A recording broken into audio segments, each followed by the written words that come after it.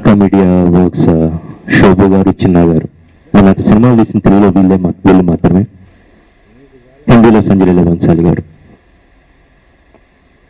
ఒక కథ చెప్పాలని బలంగా అనిపిస్తే కథ చెప్పే రకం నేను. రాసుకోవడానికి చాలా టైం పట్టిద్ది, తీయటానికి కొంచెం టైం పట్టిద్ది. ఈ కథ దాదాపు ఒక 3 సంవత్సరాల నుంచి నా was carrying it in me. రెండవ ప్రపంచ యుద్ధం గురించి, ఒక ప్రపంచంలో ఇప్పటిదాకా, భూమి మీద ఇప్పటిదాకా జరిగిన the greatest battle or the evilest battle, world war II. ఇది మనకు సంబంధం లేని విషయం లాగా, భారతదేశం చరిత్ర అంటే ఓన్లీ 1947 ఆగస్టు 15 అర్ధరాత్రి నుంచి మొదలైనట్టున్న మనం అసలు ఈ విషయాన్ని గత 75 సంవత్సరాలు ఈ హిందీలో వచ్చిన తెలియదు, బట్ తెలుగు తమిళ భాషలో ఏ సినిమా రాలేదు. ఈ సినిమాని ఫస్ట్ రాసుకున్నప్పుడు బడ్జెట్ కన్స్టెంట్స్ చాలా ఉన్నాయి. ముందు ఎవరు ఈ విధంగా పెర్ఫామ్ చేస్తారనేది ఒక సందేహం ఉంది. అతను సోల్జర్గా ఉండాలి.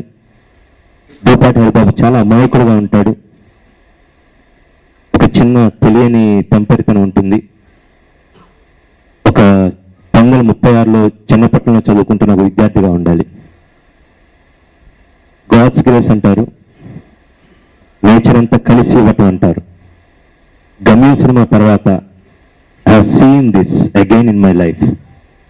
జస్ట్ ఒక కథ మాత్రమే ఉంది. ఆ కథకు కావాల్సినవన్నీ ఆటోమేటిక్గా సమకూరినాయి. బడ్జెట్ కావచ్చు, హీరో కావచ్చు, హీరోయిన్ కావచ్చు, సపోర్ట్ కావచ్చు. ఈ సినిమా 2 గంటల సినిమా, 2 గంటల 5 నిమిషాలు ఫైనల్ ప్రొడక్ట్. ఇది చిన్న theatrical trailer. I'm requesting the media and each and everyone here to spread the word about this film. గమ్యం అప్పుడు నేను ఈ డైలాగ్స్ చెప్పినట్టు గుర్తు నాకు, ప్రసాద్ ల్యాబ్స్లో నుంచి ప్లీజ్ స్ప్రెడ్ ద వర్డ్ అని. ఆఫ్టర్ లాంగ్ టైం అంత ఒక గొప్ప కథ నాకు దొరికింది. ఆ కథని చాలా బాగా ఎగ్జిక్యూట్ చేసాం అనుకుంటున్నాను. సెకండ్లీ, చాలా సంవత్సరాల తర్వాత రాజమౌళి గారు నాకు ఎక్కువ పొగుడుతున్నాయని, అంటే తట్టుకోలేకపోయాను అన్నమాట. అది బేసికల్గా చాలా సంవత్సరాల తర్వాత థియేటర్లకు ఎగబడి జనం రావటం, బండ్లు కట్టుకొని కావచ్చు. తర్వాత వచ్చిన శ్రీమంతుడు కానీ, అలా ప్రతి సినిమా, ఏ సినిమా బాగున్నా చాలా పైకి తీసుకెళ్తున్నాం మనం. ఈ సినిమా కూడా కంచె కూడా అదే కోవలో చేరి నాకు పెద్ద కమర్షియల్ సక్సెస్ని, మోర్ దాన్ దట్, నాట్ ఇలాంటి వేదం లాంటి సినిమా తీసిన, గమ్యం, కృష్ణమంగ జయపురం సినిమాలు తీసిన రాజీవ్ రెడ్డి, సాయిబాబు గారు లాంటి వాళ్ళకి, నాలాంటి వాళ్ళతో ఇంకా సినిమాలు తీసే శక్తి కావాలని, కమర్షియల్గా ధనలక్ష్మి ప్రాప్తించాలని కోరుకుంటున్నాను. అండ్ ఫైనల్గా సెప్టెంబర్ 1, ఈరోజు పురుషాలతోటి రెండో ప్రపంచ యుద్ధం మొదలైంది. సెప్టెంబర్ 2 రేపు వరల్డ్ వార్ అంతరించి 1945లో 70 ఏళ్ళు దాటుతుంది. దేశాలకు మధ్య కంచెలు వేసుకుంటున్నారు. కావాల్సినన్ని సెగ్రిగేషన్ అవడానికి కావాల్సినవి ఉన్నాయి. మనుషులకి మధ్య కూడా కంచె వేసుకుంటున్నారు. ఈ మ్యాక్రో అండ్ మైక్రో అనాలిసిస్ ని నిర్వచిస్తూ ఈ కంచె సినిమా తీశాను. And it's a beautiful love story. And of course regular tradition గా చెప్పాలంటే ఎంటర్టైన్మెంట్ ఉంటుంది, అది ఉంటుంది, ఇది ఉంటుంది, అన్నీ ఉంటాయి. But watch this film and wait for this film. And we are releasing this film on October 2nd అండ్ September 12th ఆడియో ఫంక్షన్ ఉంటుంది. And once again I thank Rajamouli garu and Nagababu గారు for being here. And I want Pragya as well to speak few words.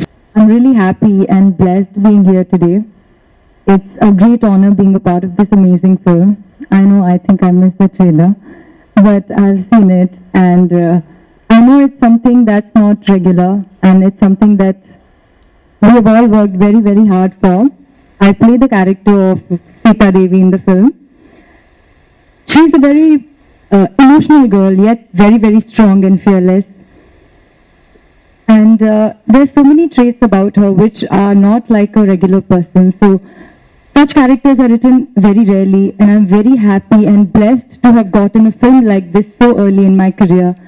I truly, truly thank my director, Krish Garu, a wonderful producer, Rajiv. It's been so easy working with him. He's so amazing to work with.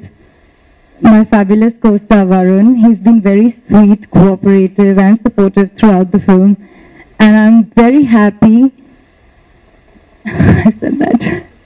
And I really want to thank the entire team of Kanche for everything, for this beautiful and amazing experience.